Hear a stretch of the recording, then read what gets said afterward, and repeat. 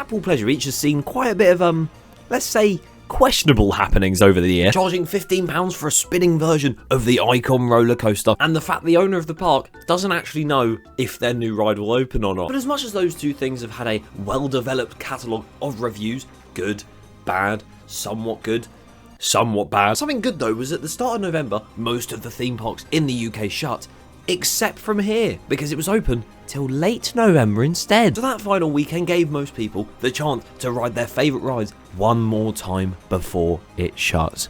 Apparently Grand National might get removed, and I don't know how true it is, so please shush. And it should have seen Valhalla open its doors too, because it's still opening in 2022, right? So I've packed my bags, and now I am going to Blackpool. Goodbye.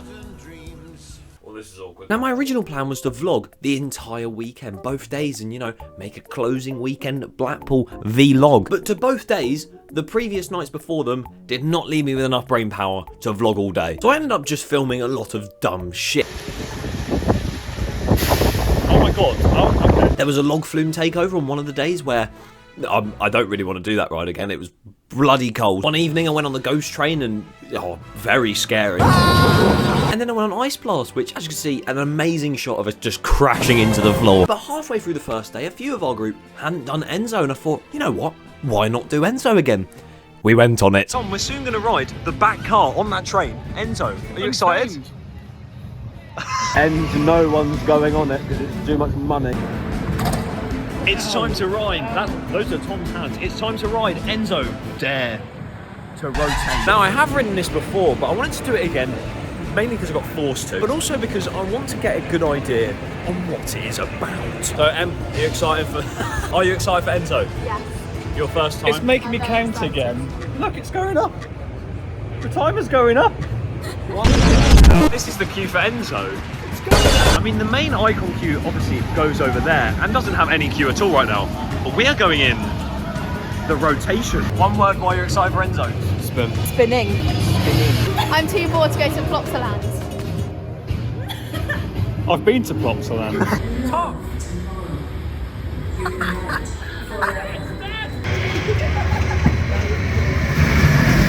So, I have just come off of this beast Icon. No, Enso. I've done it before. The last time was probably crazier, but that was still absolutely mental. How was the Ride to Happiness UK? It wasn't Ride to Happiness Plopsaland, but it's still good. Jordan, how did you find Enso? I really enjoyed it. It's really good. Enso, honestly, absolutely phenomenal. It's So yeah, that was Enso. It was very good. Still not worth £15. It's absolutely atrocious and abhorrent behaviour to charge that much, but it was jolly good fun. And of course, as part of a infamous series on this channel called Construction Time, I had to go and check out the Valhalla construction site because it's been closed for 3 or 4 years now, and that makes me so You can see the new station building and the fact it has an added section on the front and back of it. You can see that there's a new Valhalla logo sign across the front of that building. And where the old metal roped queue line is, there is now nothing. So we can assume there'll be a new queue line put in there soon. And one of the weirdest things is when it used to come out into the open and turn backwards, that is all enclosed now, which is very strange. It just looks like someone's got bored in like Roller Coaster Tycoon and just shoved a wooden fence there because it couldn't be asked to do rock work. But if you haven't seen Twitter recently, Amanda Thompson, who is the owner of Blackpool Pleasure Beach, was confused why it wasn't open herself. Now yes, it's annoying that it's not open this year, but I can fully understand why it's not open. You've got builders that have run away, and you've got supply chains being affected